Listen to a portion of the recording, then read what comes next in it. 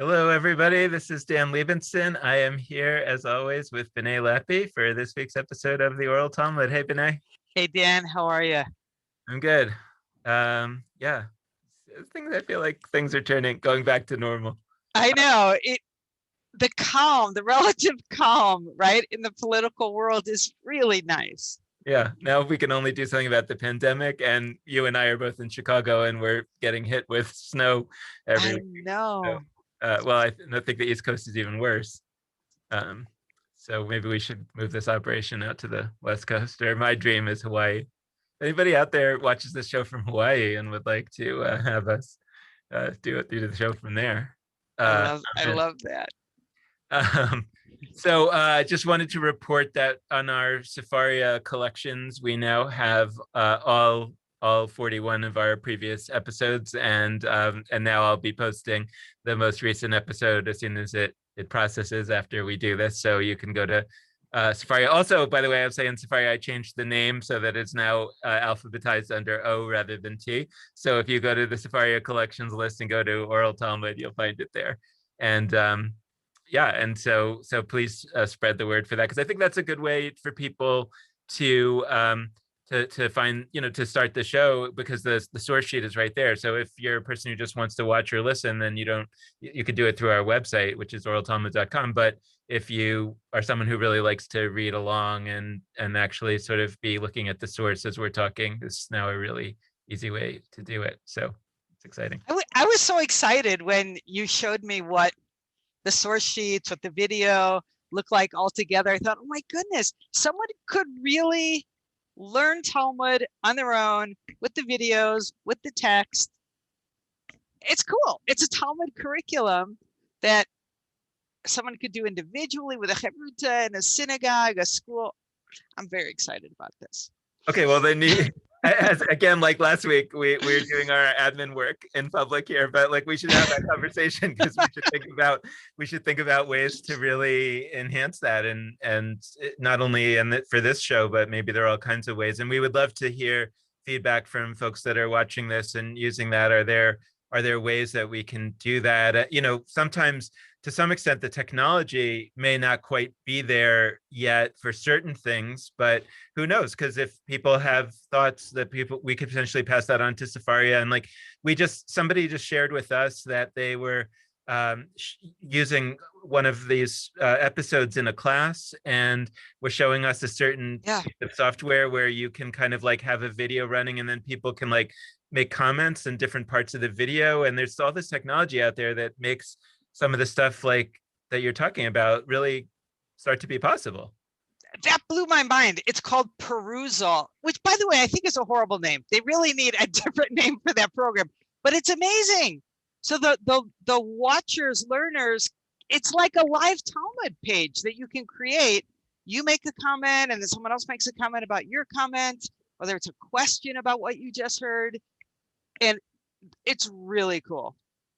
And that was being used at what university was that? I think Mount Holyoke. Mount But Holyoke. yeah, and it seems very Talmudic. I mean, so it's a lot of fun. Yeah.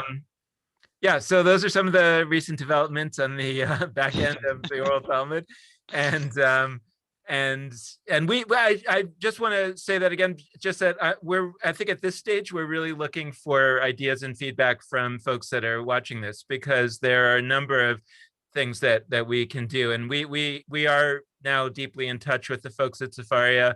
There's certain things that are easy to do, certain things that maybe their technology doesn't do yet, and ours, if theirs doesn't, ours certainly doesn't. We're about 10 years behind, but but I think that have real ideas coming from people say, well, I think this would really help me learn, would be useful. One thing, I mentioned it last week, but that I'm planning to do when I have a chunk of time next, is that there's some parts like this. We've done this text, the Wayward and Rebellious Son, for a few weeks already, and there's a way to highlight the text in a different color. So I'll put in yellow or something, so that you can see for each episode. I put the whole text in each of the sheets. So all the text that we're doing for the Wayward and Rebellious Son are there, even if we've only covered a few lines. But we can highlight the specific lines that we covered in that show, and that way you can kind of see this continuous. It's not just you're seeing little chunks, but you can just see the whole thing, but you can see each time where we're really focusing, things like that. So if people have ideas, we'd love to hear them. Okay, I just had an idea while you were talking. Okay. You know what we could do?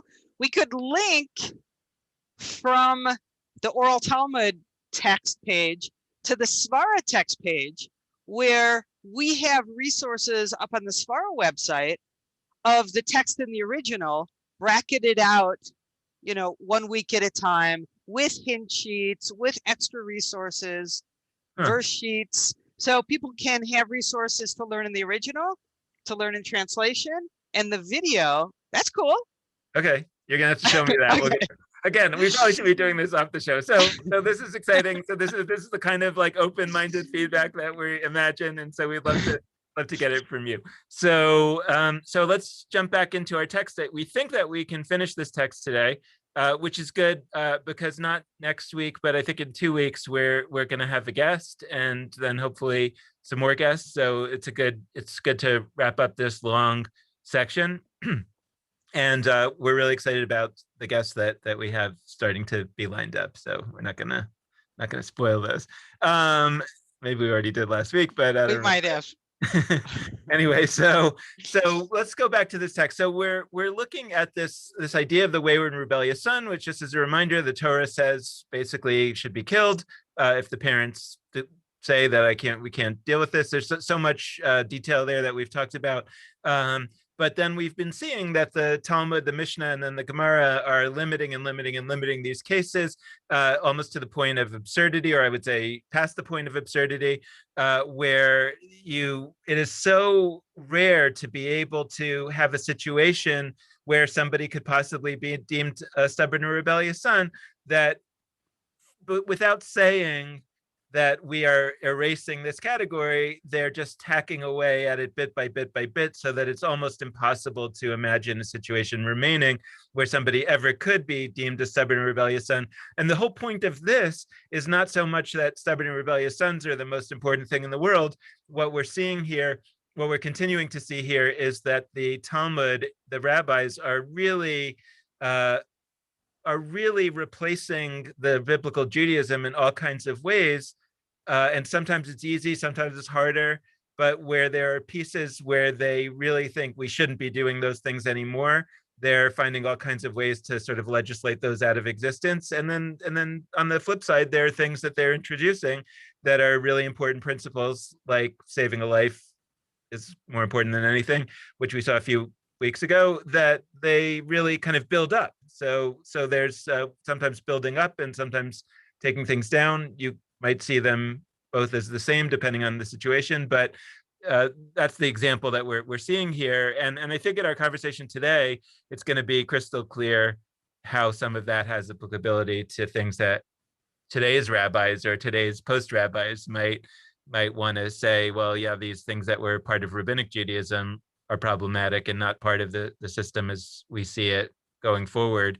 And we can use similar techniques, or maybe we don't have to, but we can be inspired by what they were doing to understand that we have more power than we might have believed, to just say, well, we're not doing that anymore.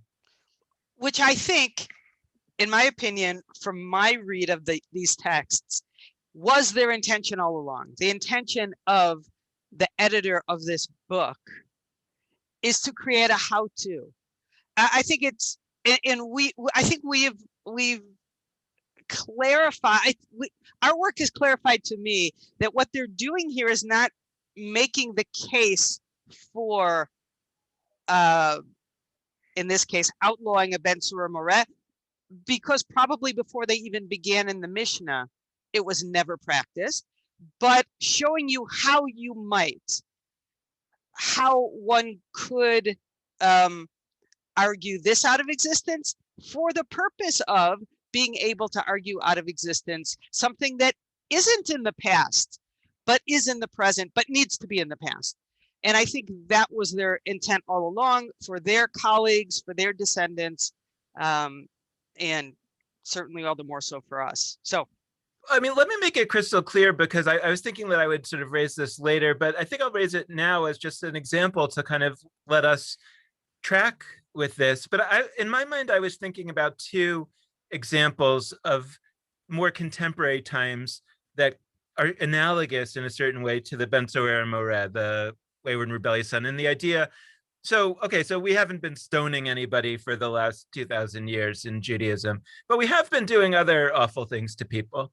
And so I was thinking, for example, of somebody who intermarries, and how when I was a kid, they were still, even in the conservative movement, there were still ideas that you should sit Shiva, you should, it's as if the person who intermarried is dead, and you shouldn't have a relationship with them or much of a relationship. And a lot of pain was caused due to that attitude. So that was one thought that I had. And then the other, of course, is the status of people, LGBT folks, that up until quite recently in Judaism and many Jewish denominations and approaches, there was some notion that it's a very, very bad thing, and if you're that, then we're going to treat you in a way that would be very harmful. And somehow we would feel either that our Jewish religion, our Jewish, obligations justify that treatment or require that treatment, or that, what can we do? I mean, our hands are tied. That old statement, our hands are tied.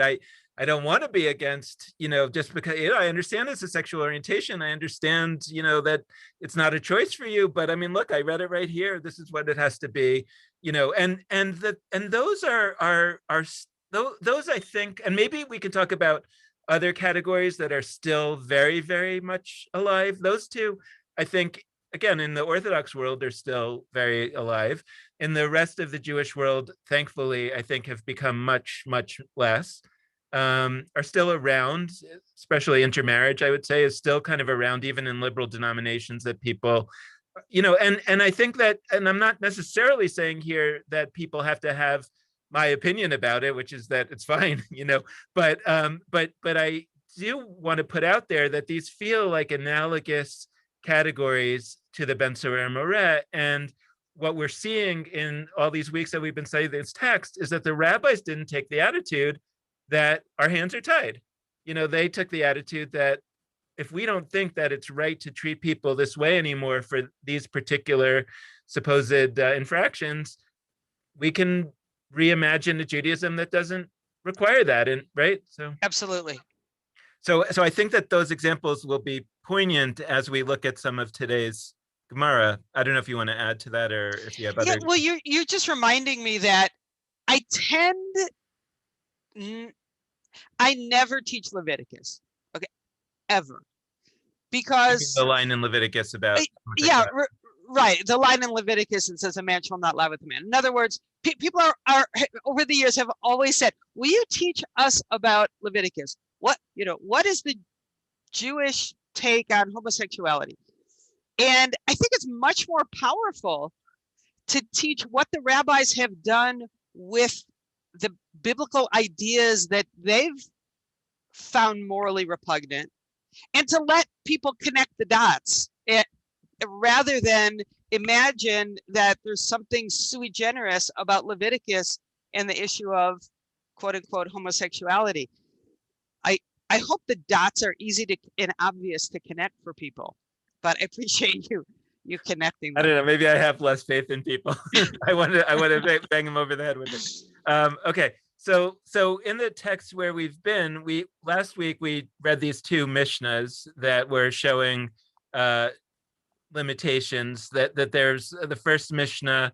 Well, I can show them here. So the first Mishnah that we looked at, the Mishnah says that the father and mother have to agree that they both want to have this son deemed a stubborn and rebellious son, and therefore punished or stoned. And then Rabbi Yehuda adds that there's even another limitation, that it's not only that they have to agree, but that they have to be, quote, suited for one another, which we're going to get into sort of more detail on that in the Gemara, but that there has to be some way in which the mother and father are really very suited to each other and connected, and they have to agree. So again, it's just another sort of limitation. And then the other Mishnah that we looked at was this which is the continuation of that one above. And we but instead of reading the Gemara and then the next Mishnah, we wanted to read both Mishnahs together. And this other Mishnah was also sort of limiting it by this very kind of strange reading of Deuteronomy, where they were reading something that the mother and father lay hold of him, and that means they both have to have hands. And so if one of them doesn't have a hand, then the son can't be a stubborn and rebellious son, because, which is kind of obviously absurd. I mean, absurd in the sense that clearly that's not the intent of Deuteronomy. The intent of Deuteronomy is focusing on, is the son bad or not whether the parents have hands or feet or voices or whatever that, and these are obviously just taking the words of Deuteronomy and using them in a very strained way to limit the scope of the rule. Yeah, and I think it's doing just that. What the rabbis are saying here is there's actually no limit to how far you can force a read or read something out of a text that clearly wasn't there to do the work you need to do. And you're right, it makes no obvious sense to find qualifications in the parents' physical bodies that have bearing on whether a child is deemed to be stoned or not. That it's so obviously unrelated that I think what it's saying is, hey, don't be limited even by what's relevant. Mm-hmm. So the learner, the law student of the yeshiva of Rabbi Akiva is going to go, oh, I see how it works. Oh, I get what I can do. Oh my gosh. All right. Right. Now, I mean, like an example of that is like, so it's been a long time since I've read it. I think we talked about it a little bit last week or a previous time. Like, Rabbi Steve Greenberg wrote a book called Wrestling with God and Men, where he's an Orthodox rabbi who's gay, and he's trying to find ways to deal with Leviticus and other problematic sources about homosexuality. And one thing that I remember, I think, in that book is that he talks about, well, when it says a man should not lie with a man, the way the man lies with a woman, that meant a very particular thing in the ancient world. It wasn't what we call today homosexuality, where it's a loving relationship. It was a power, all kinds of things like that. Be that as it may, I'm not saying that's a bad argument and it's not true. I think it's a great argument, but you could go further than that.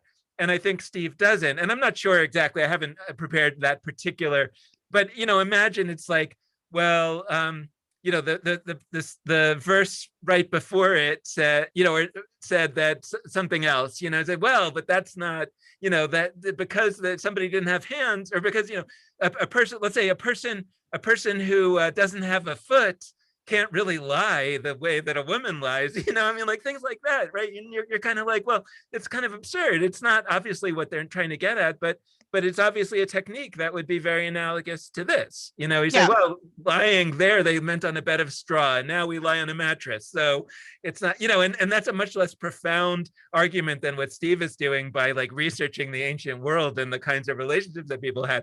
But it may be just as valid to say, well, it doesn't count because then it was a bed of straw and now we only have mattresses, Yeah, my problem, I love Steve. My problem with his approach, though, is that it allows for the possibility that, in fact, the verse means exactly what it's been used to mean. Uh-huh. And then your hands would be tied. If you can't make the argument, oh, no, that doesn't mean what we experience. That doesn't mean what queerness is about today. That allows for the possibility that if it did, you'd be stuck. And the fact is, you would not be stuck. Right. No one is stuck. Right. Nobody's hands are tied. The point of the Talmud is to say, let's go again. Everybody, sorry about that technical issue. We don't know what happened. So hopefully you are now seeing, if you're watching on Facebook, you're now seeing a new thing that popped up, and we're back. So Anyway, so B'nai, you were saying that the problem with the approach of this part of the Torah doesn't apply because it didn't mean what we think it meant something else. In other words, saying that Leviticus 18:22 doesn't refer to homosexuality, quote unquote, today because it was talking about a relationship of power difference between heterosexual people. The problem with that argument is you would then be stuck in a corner with a verse that probably very clearly absolutely did mean, and it could be the case with Leviticus or some other verse, did mean exactly what we have trouble with it meaning. And if you can't say, oh no, that. Hey, I think I know what's going on, but let's just keep going. I think. Okay. All right. The power of the methodology that is modeled over and over and over in the Talmud is that it makes very clear that we are not limited by the original intent or the obvious meaning of a text. So even if a text actually does mean what it looks like it means and we find it difficult, we are not bound to continue perpetuating that norm in the tradition. And our very text, I think, is going to speak to exactly this issue in the end. So let's put a sticky on it, and we'll see that exact issue come up today. Okay. I hope today. Yeah, and apologies for the tech issues. I think we have solved them. Okay, great. All right, so the Gemara is really focused on this last statement of Rabbi Yehuda, who says this thing about if the mother was not suited for the father, then you can't be a stubborn, rebellious son. So the Gemara is kind of going into, well, what does he mean, the not suited for the father? And the Gemara says, if we say that due to their marriage, they are among those who are liable to receive karet, in other words, that they're some kind of marriage that shouldn't be allowed, which I imagine means like things like incest or that kind of thing. Yeah. So in a case like that, where the marriage, they wouldn't actually be married.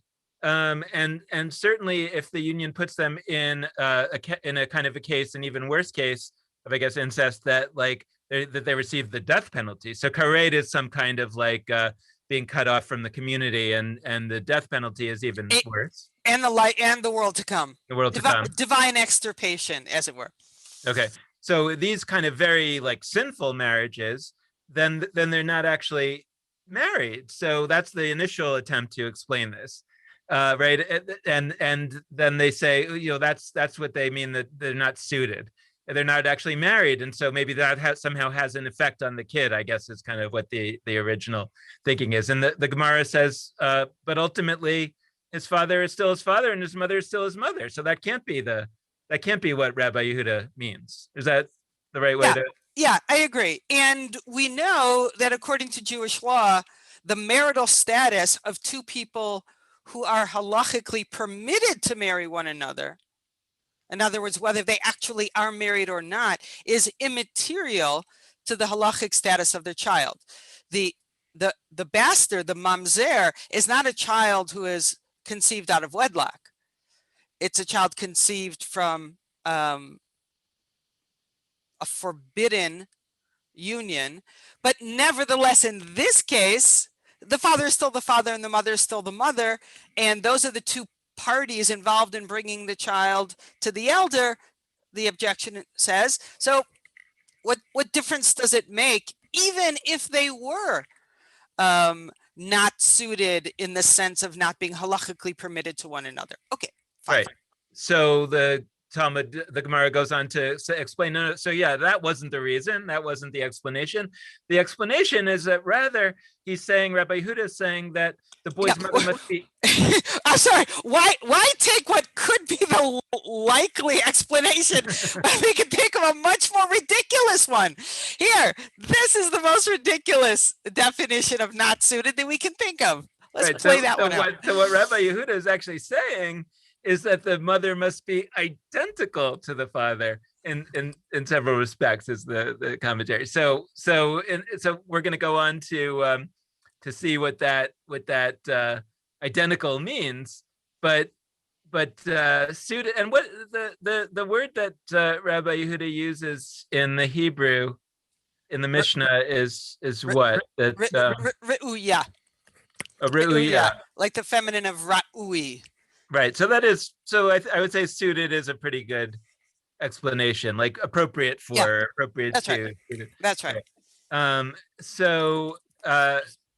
Okay. So the Gemara says, no, what suited means is identical, which really, it doesn't.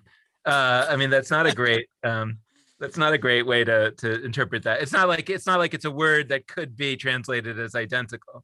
Right. And in what world are two people being similar in the ways we're about to see, physical appearance? In what way does anyone think of that as suitability in terms of a partnership? Right. It's obviously far-fetched, unsupported by the text, obviously never intended meaning. Right. So another lesson in how to interpret text out of its and just to make the point that it's actually sort of like a double limitation here, because in the Mishnah, right, Mishnah put into around the year 200, it's finalized. So in the Mishnah, it says that the mother and the father have to be suited to each other. And we just said before, well, what does that have to do with the kid? Like the kid is bad or he's not bad. What does it matter if the parents are suited for one another? So Rabbi Yehuda is already making this limitation that has nothing to do with the kid being wayward and rebellious, as a way of limiting the scope of the applicability. And then the Gemara, 300-400 years later, is coming along and interpreting that in a way that makes it even more absurd and even more limited than it was, which was already absurdly limiting because it had nothing to do with the kid in the first place,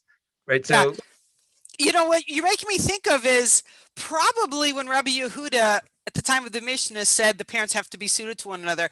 I think it's reasonable to assume that what he meant was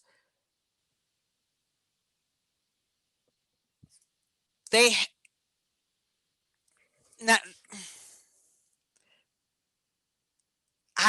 to be both. I'm not even sure. I was going to say that we're going to give the kid an out if his parents are like, their relationship is so messed up as to kind of maybe this is a guilty parent talking. I don't know. Sorry. Go ahead. Well, I was just thinking about it as like in the context of like divorce, like in the context of parents who are not suited to each other. You could imagine this case where they're kind of using the child as a way to hurt the other one. So, I almost think about Solomon and the two mothers, the splitting there's something about saying, well, like, just to, like, I don't want you to get custody. I don't want you to get custody. So like, let's just kill the boy, and like, okay, I'll kill him, right? Whereas like, if you say, no, the parents have to be suited for each other, meaning they have to actually be still loving and still in a relationship. And if parents who have a good relationship, nevertheless come and say, we both agree that this is a bad seed or a bad egg. My wife and I always argue whether the kids are a bad seed or a bad egg, but and then they would agree, then that would be a sign like, okay, we should take that seriously, because these are actually parents who love each other and are good for each other, and they agree that this is a very bad, dangerous. So that's what I was trying to say, but I got lost in the negatives. That's it. Okay. So, so in that case, it's not quite as absurd. It actually is maybe a bit of a limitation that makes some sense. Right, but now the Gemara is taking it to an obvious, absurd place. Right. So the Gemara goes on. It says, so the boy is identical to the father in several aspects. This is also taught in a Braita, which means that the Gemara is claiming, right? We never really know if this is true, although I guess sometimes it's actually in a book of the Tosefta. But the Gemara is saying that there's another source that we have from the time of the Mishnah that's not part of the Mishnah, but it's from the same period of the Mishnah, the same characters. And there, Rabbi Yehuda actually went further than what he said here. And he said, if the mother was not identical to the father in voice, appearance, and height, he does not become a stubborn and rebellious son. So, so there's like, they have to be like literally identical. Like they have to be the same height, the same voice, and they have to look the same. Right. I mean, once you say height and appearance, that's obviously like, okay, wild, ridiculous. And then voice, they have to actually have the same tone, tenor, quality of voice. Right. So like this is like the, Attack of the Clones, in Star Wars, it's like they only if they're clones could they be, and okay, yeah, so now the reader, the learners in the Beit Midrash are laughing out loud. Right. And now the text now starts to really show its hand, and it's no longer winking. And there are not that many examples in the Talmud where the wink is named. In other words, where they show their hand and they say, I am overturning this because of my svara, or all the midrashic interpretive moves we've made. We know we're making them only because our svara is driving us. Okay, and this is one of those examples where they start to show their hand, and here it comes. So the Gemara explains the basis for what Rabbi Yehuda apparently said. What is the reason for this? The verse states, the verse Deuteronomy, the same verse that we were looking at about saying that the parents had to have the same, had to both have hands and legs and all that, misreading that verse. So they're now going to continue or, misread the verse in a different way. And the verse in Deuteronomy says that the parents come to the elders and they say that our son will not obey our voices, kolenu. And the Gemara is saying that what that means is that they must be identical in voice. So instead of saying our voices, kolenu, the Gemara is understanding that to be our voice, right? And that they have, not that they sang in unison and they both agreed, which is a reasonable interpretation, but the unreasonable interpretation that they actually have the same voice, right? Right, because if the wink goes, if the text had said he doesn't obey our kolotenu, that would be the plural of voice. That would be voices. If it didn't want to say they have to speak in an identical voice, it would have said it differently. The fact that it says in our one singular voice, they have to speak with the same tone of voice. Okay, obviously ridiculous. And then this is a term, like I was thinking of, there's a prayer, right, that we sing on Shabbat, Shema Kolenu, God, listen to our voice. Like it, it doesn't mean that all the Jews have the same voice. Right. Okay. So the Gemara goes on, since we require that they be identical in voice, well, of course, it clearly follows from there that we should also require that they be identical in appearance and height. Presumably because in order to be identical in voice, you have to be identical in appearance and height. So those are derivative interpretations, which are obviously also nonsensical. Okay. Because of some like physical way that the voice is produced, that they have like a pseudoscience idea of it. And by the way, I'm just thinking about how, there are these studies that you come to look like your spouse over a long period of time, or like. I thought that was your dog. I was going to say, like a person looks like their dog, it's like, that's maybe like they look a little similar, not identical, Okay. Okay, so the Gemara asks, in accordance with whose opinion is that which is taught in a Braita, here's another statement from a Braita, there has never been a stubborn and rebellious son, and there never will be one in the future. Okay, so this is a super famous line, and this is like the Talmud is really now acknowledging that we have not only now written out of possibility or existence a stubborn and rebellious son, but such a stubborn and rebellious son never ever actually happened. Ben Surah Moreh lo haya velo atid liot. Never was and never will be. Okay. And when they say that they're ascribing this to a Breita, they're saying that even though we've just gone all through all these machinations and all these limitations, everything, it turns out that they had another, or they claim to have another well-known saying, in their back pocket, that there never was any such thing, and there never will be. Mm-hmm.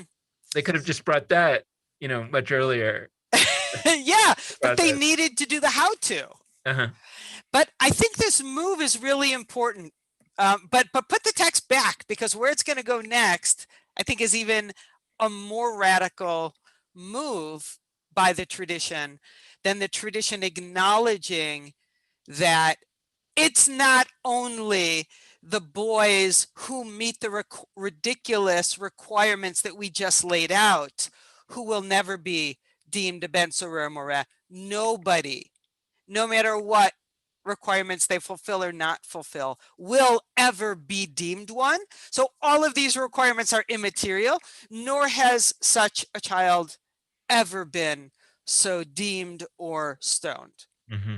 Okay, it's like taking your arm and wiping it across the chess table and saying, yeah, everything that happened here, it doesn't matter because I win. Mm.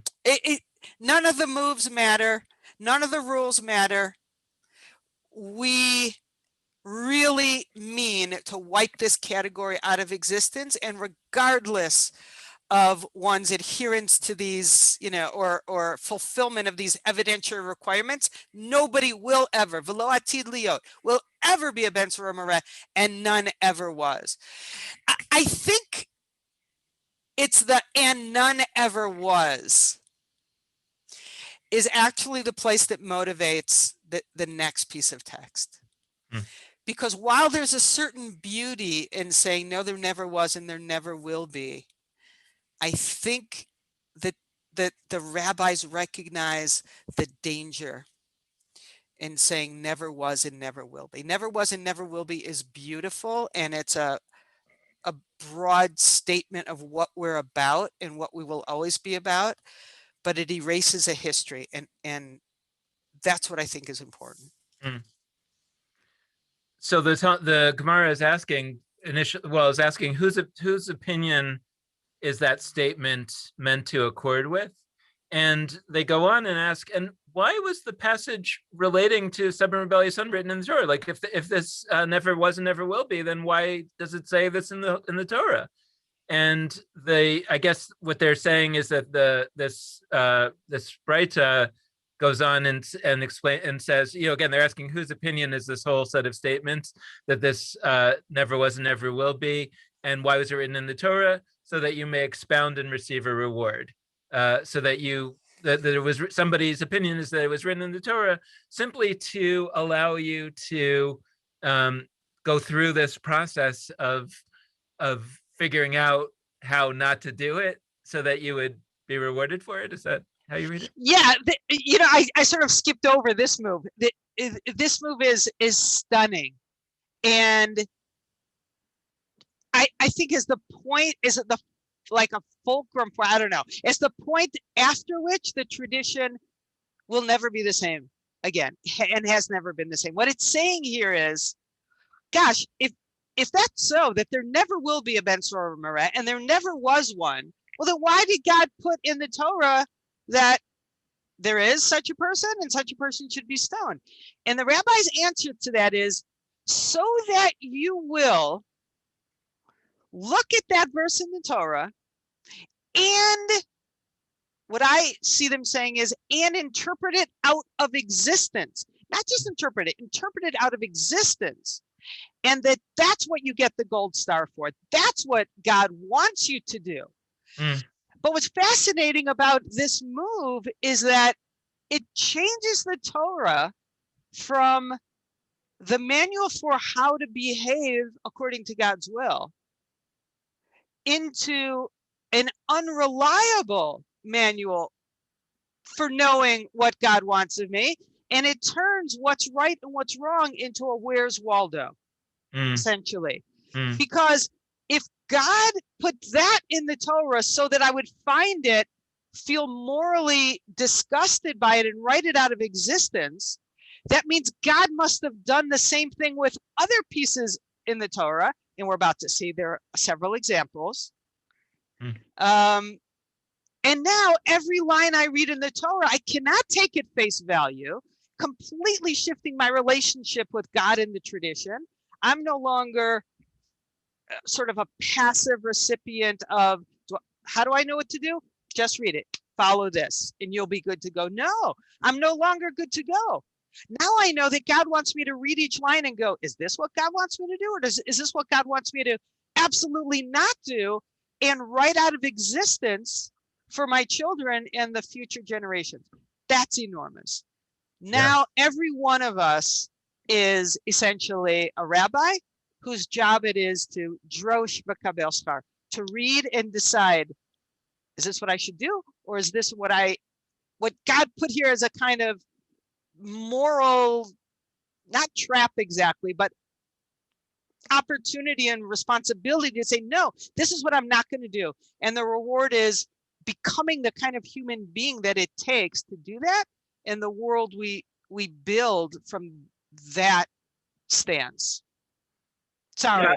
Yeah, no, it's great. I mean, I think it's another one of these categories like Svara or, and others that are very dangerous. Like, actually, I texted you last week because I was reading, my wife and I were doing the Daf Yomi, the daily Talmud page, and one of the things that I came across, which like I don't think that I had known before, was with that it said that a Gzeira Shava, which is a certain kind of interpretive technique where you basically just take like around that the two words are in two different verses and they have nothing at all to do with each other whatsoever, except the two words are there.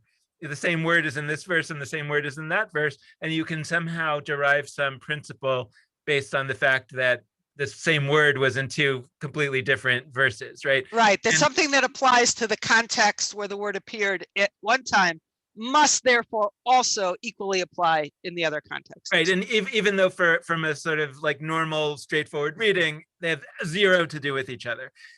And actually in the Talmud there, it said that you're only allowed to do that move if you learned it from a teacher, on the theory that the teacher learned it from his teacher all the way back to Moses at Sinai. And so, yeah, these are like secret, the oral tradition, secret things that are being passed down, and that they're actually there, but you're not allowed to discover it on your own. You're only allowed to know it if you get it from a teacher. That was a case of a very explicit attempt to limit that. And my guess is that, at some point somebody went a little far with that and they got nervous, right? That they said, wait a second, this is a very powerful interpretive technique, because we all know that you could do that, kind of take everything out of context completely. That's a really dangerous move. Let's try to limit it, or at least give the facade of limiting it. Yeah, because I don't believe the rabbis believed in any even theoretical limitation to interpretation. It's always bothered me that that limitation on the Gezeira Shav has always bothered me. And at this moment, I'm wondering if they limited it, not because it's so dangerous, but because it's so flimsy and obvious, because it so kind of baldly reveals the capriciousness and the deliberate playing that's going on. So it's not that it's so dangerous, is that it's actually ineffective at the wink. I don't know. No, that's a great perspective. We should come back to that. That's a great point of view. Like, yeah, but there are these kind of moves that are out there that are just so powerful that they are dangerous, or I wouldn't call them dangerous. I would call them exciting, but they're dangerous if you believe that this is supposed to be this kind of closed system that is very, very limiting. These kinds of interpretive moves like drosh v'kabel schar, this idea that the reason why this terrible thing is in the Torah is specifically so that you won't do it, so that you will be motivated to practice your skills at what we talked about months ago, this idea that the great students were the ones that could find 70 different ways to say that the creepy, crawling, impure thing was actually pure. Like that the whole point is to use as a as a training ground to cultivate this ability to make sure that you don't actually do immoral things just because they're in the Torah. But and the obvious danger is there, that the obvious danger about that is that, well, how do I know that any law in the Torah isn't that keeping kosher? How do I know that that's not just there to, to so that I can legislate it out of existence? And so that, and that's where I guess also you have to say, well, that's where we trust your svara, that you've cultivated your wisdom, and you're not going to just do it willy-nilly just so you can get away with things. Right. And to return to the point you made originally, that there are contemporary issues that call upon us to use the same approach. I'm recalling that Gordon Tucker, who was a member of the Conservative Movement's Committee on Jewish Law and Standards, wrote a very, very powerful paper when the issue of the conservative movement's stance on quote unquote gays and lesbians was up for a vote. And the title, he argued very strongly that the seminary should admit openly queer folk to the seminary and should place gay rabbis and so on. And the title of his tshuva, drosh v'kabel schar. Okay. So he was arguing that we should specifically do that with Leviticus. That's right. That's right. Yeah. Okay. Okay, but now here comes my favorite part. Okay. Of this entire sugya. So then the Talmud says, in accordance with whose opinion is it? It's in accordance with the opinion of Rabbi Yehuda, who was talking about the parents having identical characteristics. Or you could say that it's actually in accordance with a different opinion from a different Breita of Rabbi Shimon, because we have a Breita where a Breita is a piece of text from the time of the Mishnah that's not actually in the Mishnah, and apparently we have a text where Rabbi Shimon says, and is it simply due to the fact that the boy ate a tarte mar of meat and drank a half log of Italian wine that his father and mother should take him out to stone him?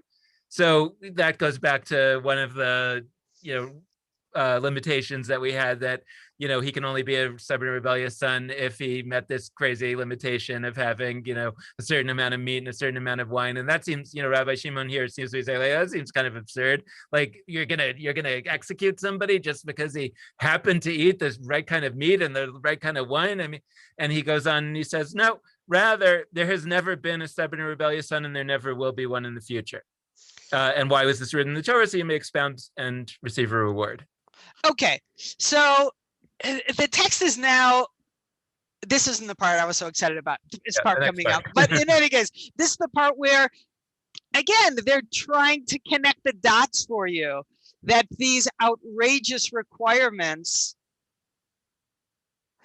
were written by people who believed that there never was and there never will be. In other words, by people whose goal it was to write the stoning of a stubborn and rebellious son out of the Jewish tradition, in spite of the fact that the Torah has it. So, right. Okay. And so Rabbi Yehuda and Rabbi Shimon are both agreeing that this never was, never will be, that all of this stuff that we've been studying, all of these limitations, that they're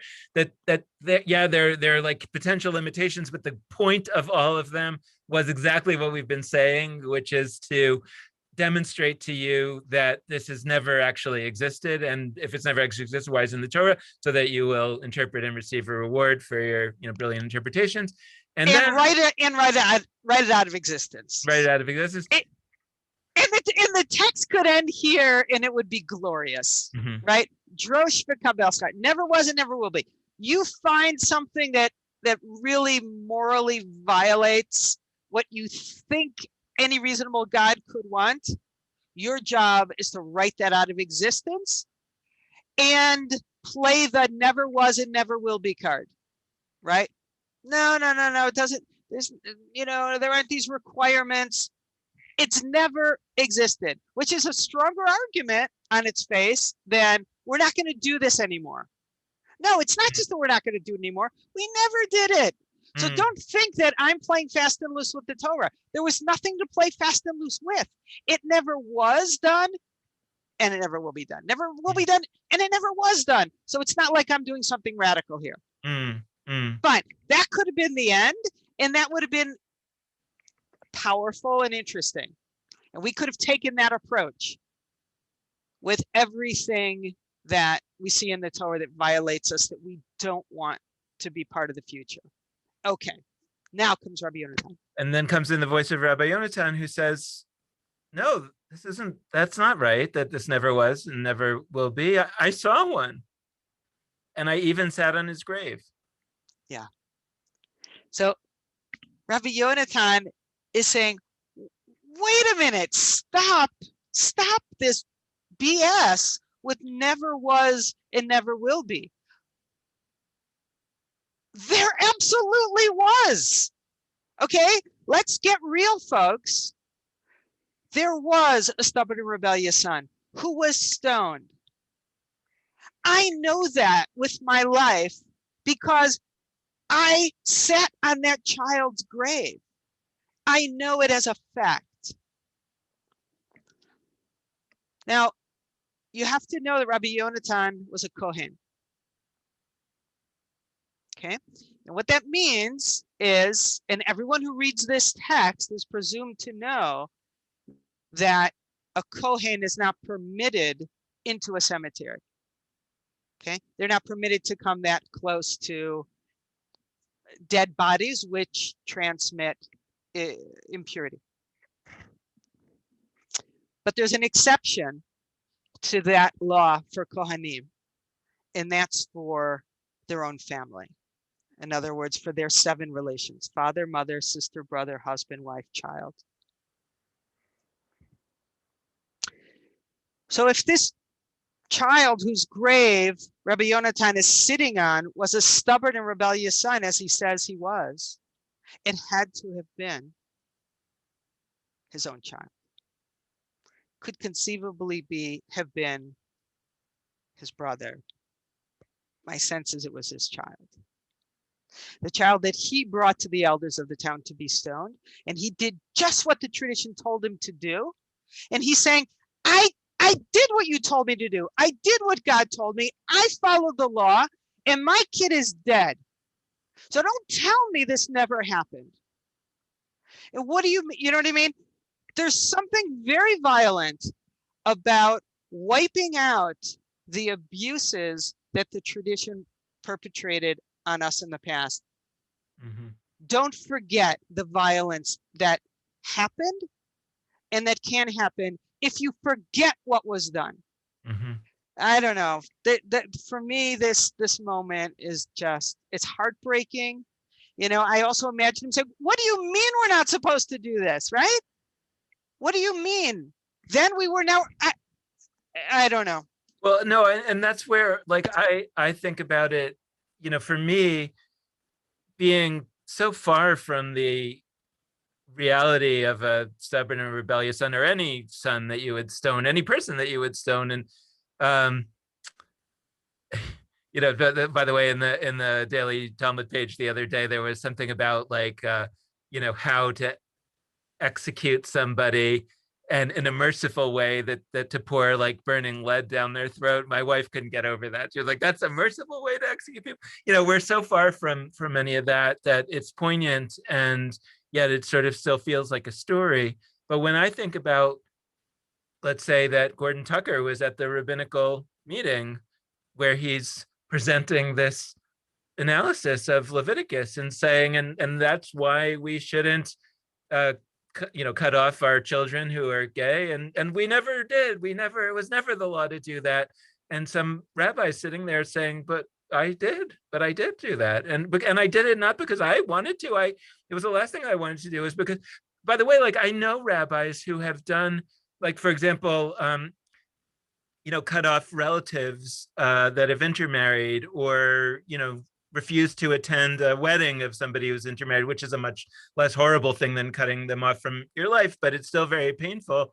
And the reason why they did it was not because they wanted to, or even because if they were a citizen, they would have not gone. It's because they're a rabbi that they think that they're supposed to kind of be an example to the community. And so they're willing, sort of, I put this in quotation marks, they're willing to accept this pain and this destruction into their own family so that they can do what they perceive of as their job, which is to stand for the ideal way to be Jewish. And a lot of pain comes from that. And you imagine a situation like this where somebody says, actually, we've never sat shiva for somebody that intermarried. We've never had a rule that they should be, cut off from the community. And this person is saying, but wait a second, I did it, and it wasn't even for me. It was because I thought that was my job as a rabbi. And, that's... And you told me it was my job, and you told me right? I was going to be disbarred if I didn't do it. Yeah, because, and you by told the me way, that last week. Like, it wasn't like, this wasn't like ancient history. This was like, I did this last week.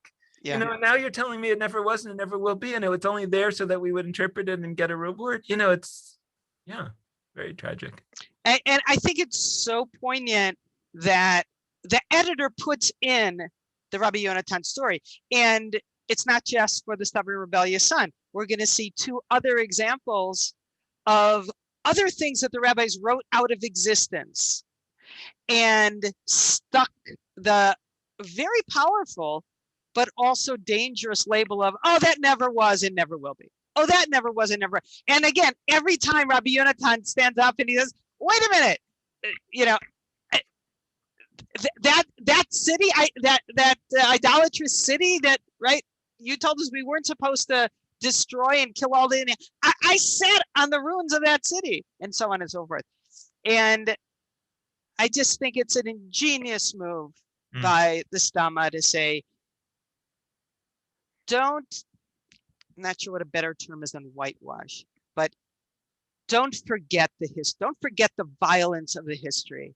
You have to tell the story of the violence, because if you don't, then the person who reads Drosh v'kabel schar, never was and never will be, may only be moved by something that they don't actually know happened, but that they think maybe never did happen. Oh, so we only have this power to say, never was and never will be, to stuff that actually never happened. We actually have the power to say never should be to stuff that did happen. And I think that's a takeaway from the Rabbi Yonatan piece.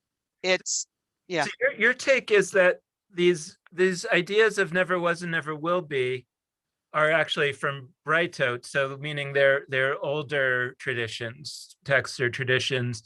And what you understand the Gemara to be doing, so in a lot of the Gemara, we see the Gemara limiting the application of this even more than the Mishnah does, or more obviously or more absurdly than the Mishnah does. But at the end of the day, the Mishnah, or let's say the Breita, the contemporary time of the Mishnah, was trying to kind of like get away with, oh, we never really did this. And the Gemara is coming in there and it's saying, no, we're not going to let you do that. Right? We're gonna actually do a better job than you, Mishnah people, of actually showing how this is gonna never will happen in the future, because this is so limited in all these absurd ways. But we're not gonna let you get away with the claim that it actually never happened in the past, because it did, and you need to kind of do tshuva for that. Yeah, the more radical move is actually to say was but never will be. Yeah. Than to say never was and never will be. Yeah. And I think that's what the Rabbi Yonatan piece is saying. Yeah. It was. Yeah. And in spite of the fact that it was, Torah meant exactly what it says. Yeah. And we did it, and we shouldn't anymore. Yeah. That's the move you want to put into the tradition as something for your descendants to stand on your shoulders to do. I think I told this story before on this show, but I think it fits in right here, and maybe I didn't.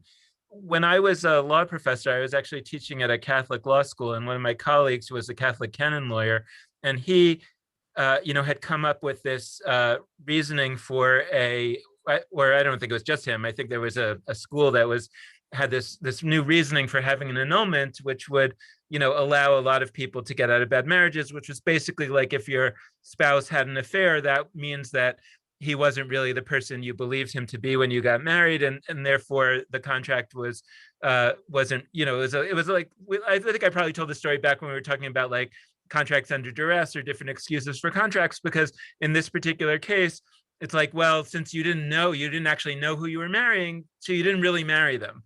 And in Catholicism, you can't get divorced because the idea is you physically can't get divorced because the marriage bond is unbreakable. And so the only way to break it is to say it never was and never will be, right?